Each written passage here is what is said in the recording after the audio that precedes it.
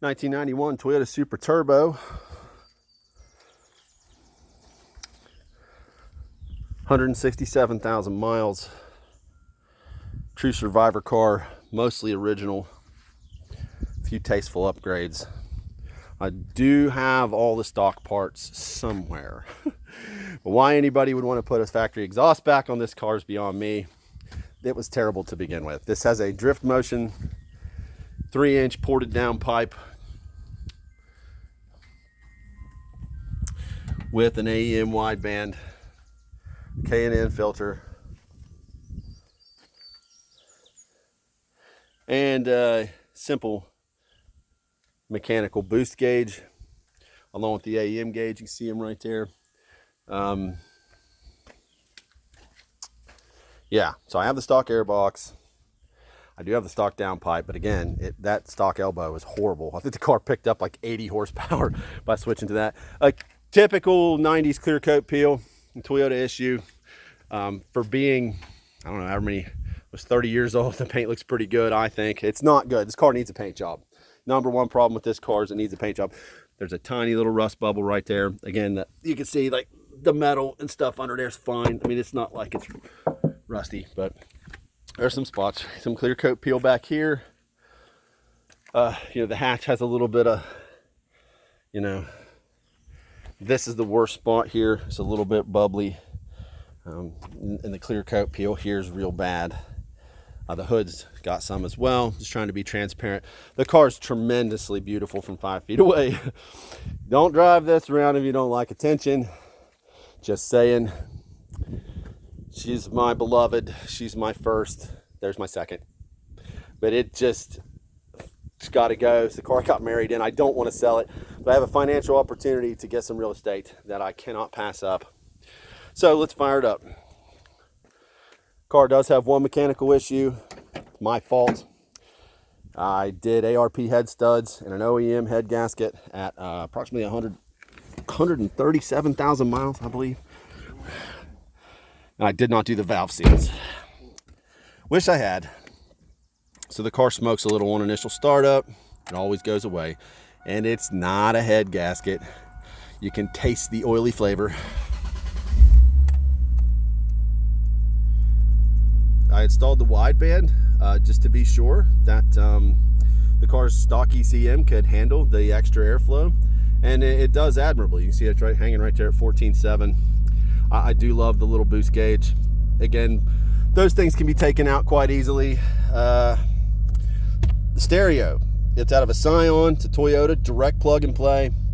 Utilizes the 200 watt power amp underneath the seat. Factory speakers all sound phenomenal. See, the stereo in this car sounds really, really good. You can program this to say whatever. It used to say Chuck Supra when it comes on, but I deleted all that. I did scrub off the Scion logo. Was going to have my wife letter in there, S-U-P-R-A, but we never got around to it. It is satellite ready. It sounds really good.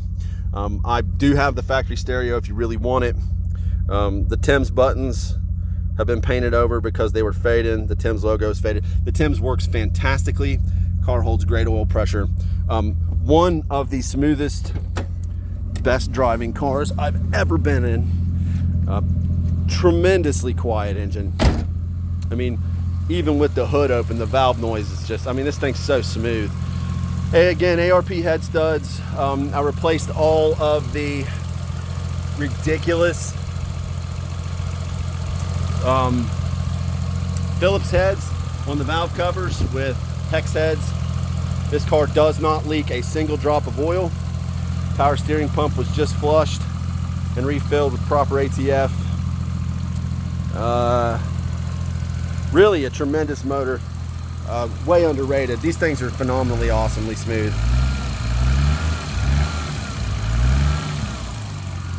Really a beautiful car in every way. Go ahead and set you down here. Give you a little look from the back. I'm gonna take it for a drive and warm it up some, then come back and do some revs. May do a driving video as well.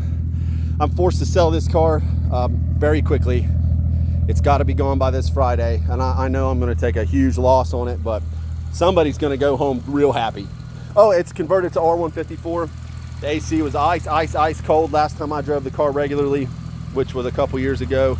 Until recently, I said I broke it back out, got it all cleaned up for sale, and been driving it. So the mileage is going to go up some. It just needs a recharge. And I think that's pretty much the most of it. Replaced all the rubber hoses under here with all silicone, 30 yards worth of silicone to replace the old rotted hose. The accordion pipe's brand new from Drift Motion. CPS cap's new from Drift Motion. I tried to keep the car as stock as I possibly could. Brand new plugs. I think that's pretty much just, oh yeah, brand new calipers, brand new rotors, new brakes. I mean, really went the extra mile to try and get the car as good as I can. Typical trunk issues have been repaired. This car deserves a new trunk pan. That is a quality repair. It does not leak water, moisture, or anything else. But and as you can see, there's plenty of good metal. That needs, I was going to cut the pan out of that car and put it in here, but just ran out of time. That's my project 1,000 horsepower car, HKS all the way. But that's another story. This is my first Supra, and it is my love.